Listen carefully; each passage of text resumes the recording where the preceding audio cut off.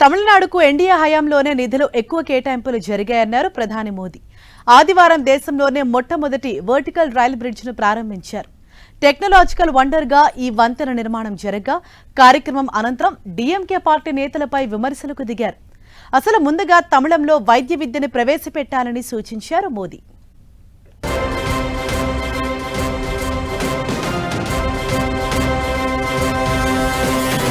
Pamban bridge జాతికి అంకితం చేసిన ప్రధాని మోదీ. కార్యక్రమానికి సీఎం స్టాలిన్ డుమ్మా. తమిళనాడు సీఎంపై హాట్ కామెంట్స్ చేసిన మోదీ.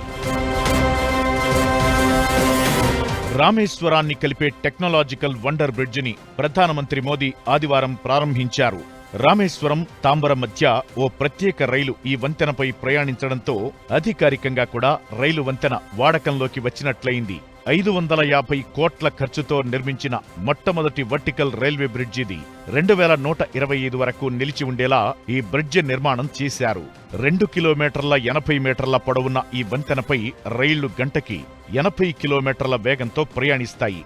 అలానే ఇక్కడ నిర్మించిన వర్టికల్ లిఫ్ట్ 17 మీటర్ల ఎత్తు వరకు పైకి లేస్తుంది.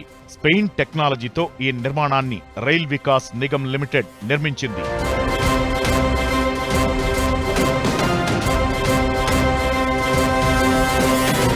రామేశ్వరం దీవిని భారత భూభాగంతో కలుపుతూ 1914లో పంబన్ రైల్వే వంతెన అందుబాటులోకి వచ్చింది. బ్రిడ్జ్ నిర్మించి 100 ఏళ్లు పైబడటంతో దాన్ని 2022లో డిస్మాంటిల్ చేశారు. ఈ బ్రిడ్జిని ప్రారంభించిన అనంతరం ప్రధానమంత్రి మోదీ తమిళనాడు రాష్ట్రానికి గతంలో కంటే 300% ఎక్కువ నిధులిచ్చామని చెప్పారు. ముఖ్యమంత్రి స్టాలిన్ మిగిలిన మంత్రులపై విమర్శలు చేశారు. వైద్య విద్యని తమిళంలో రూపొందించాలని సవాల్ చేశారు.